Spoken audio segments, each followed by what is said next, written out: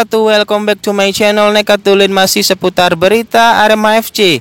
Bursa transfer Arema FC mulai memanas. General Manager Arema FC Yusrinal Fitriandi atau yang kerap disapa Sam Inal menjelaskan bahwa setidaknya Arema akan mendaratkan 3 pemain baru untuk mengarungi sisa kompetisi Liga 1 musim ini.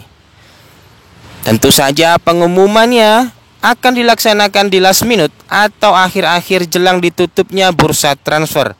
Bisa saja sebelum melawan Persik Kediri atau bahkan mungkin sesudah pertandingan itu terjadi. Hal ini mengisyaratkan bahwa Arema ingin sedikit mempelajari lebih banyak mengenai calon pemain yang akan berseragam Arema FC untuk putaran kedua Liga 1 musim ini. Tentu saja Arema akan memilih dan lebih meneliti terhadap calon rekrutan baru mereka, mengingat Arema FC saat ini masih berada di zona merah dan butuh pemain yang benar-benar bisa cepat beradaptasi dengan permainan tim. Kita ketahui semua, Coach Fernando Valente berasal dari Portugal yang notabene mengusung sepak bola klasik. Pasti ini akan berguna sekali bagi striker-striker kompatriot asal dari Brasil yang senegara dengan Gustavo Almeida. Karena striker-striker Brasil memiliki adaptasi yang cepat terhadap permainan di lapangan, terhadap hal baru, dan terhadap iklim sepak bola di negara di mana mereka bermain. Ini akan menjadi salah satu keuntungan karena salah satu incaran dari Arema FC tersebut adalah pemain versatile, yang artinya bisa bermain di berbagai lini di serangan. Bisa saja dia sebagai striker murni, atau second striker, atau bahkan winger sekaligus. Tentu saja hal ini menguntungkan bagi Dedik Setiawan dan Charles Lokolingo yang ada di depan. Mereka bisa menjadi duet trisula maut bagi Arema FC jika dipasang dengan formasi 4-3-3. Namun jika yang dipasang itu adalah formasi 4-4-2, maka sang striker akan dipasangkan dengan Dedik Setiawan dan disokong oleh Charles Lokolingo dan ada Ariel Lucero di belakangnya. Tentu saja ini bisa meningkatkan kreasi serangan bagi Arema FC di lini pertahanan musuh. Fernando Valente sedang berusaha keras untuk mendapatkan striker tersebut. Ini artinya striker yang akan datang nanti adalah striker yang baru yang belum pernah bermain di Liga 1. Hal ini kontras dengan apa yang telah beredar saat ini. Arema FC akan merekrut ex dari Liga 1 yang pernah membela Barito Putra dan Madura United. Tapi tentu saja keputusan masih berada di tangan manajemen dan tim kepelatihan Arema FC. Kita hanya bisa memberikan 2 opsi. Apakah Rafael Silva akan bisa mendarat di Arema FC ataukah satu nama lagi yang saat ini sedang intens, sedang dipantau dan akan segera didatangkan ke Bumi Singoedan untuk menjalani serangkaian tes sebelum berseragam Arema FC. Tentu saja hal ini menjadi perhatian dari Aremania yang tidak sabar siapakah sosok pemain versatile incaran dari Arema FC yang digadang-gadang bahkan bisa lebih gacor dari Gustavo Almeida. Sedikit bocoran, pemain tersebut masih dikontrak oleh klubnya sekarang.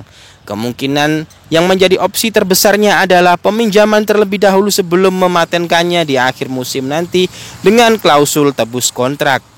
Arema yang baru saja mendapatkan gelontoran dana dari BRI dan mendapatkan dana dari dipinjamkannya ke 5 pemain Arema FC tentu saja sedikit bisa mengobati finansial Arema FC guna untuk menggait bomber baru dan bisa mengangkat prestasi Arema FC tentunya. Mengenai nama belakang, ini masih terus dipertimbangkan karena santer terdengar Icha Radiaka akan segera meninggalkan Arema FC. Namun itu belum sedikit pun dikonfirmasi oleh Fernando Valente. Sepertinya Icha Radiaka masih akan tetap berseragam Arema FC sampai akhir musim. Yang akan didatangkan kemungkinan adalah pemain baru, yaitu lokal, dan kemungkinan ada pemain sayap, itu juga lokal, yang pastinya karena slot kuota asing sudah penuh.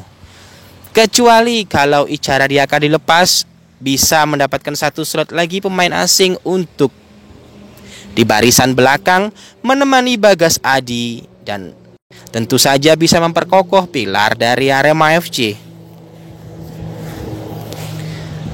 Menurut kalian, apakah sudah betul strategi yang diterapkan oleh manajemen kali ini? Silahkan tulis di kolom komentar, nanti akan sama-sama kita bahas.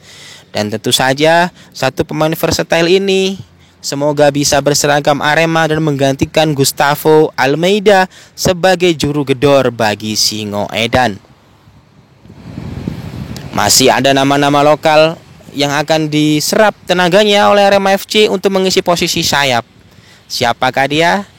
Sebelumnya telah Mimin singgung di video yang lalu, ada satu nama yang sangat erat dikaitkan dengan Arema FC yang berada di posisi sebagai winger. Dia adalah salah satu pemain yang akan segera direkrut oleh Arema FC dengan status pinjaman dari klub Liga 1 yang saat ini sedang berkompetisi di Indonesia. Siapakah dia?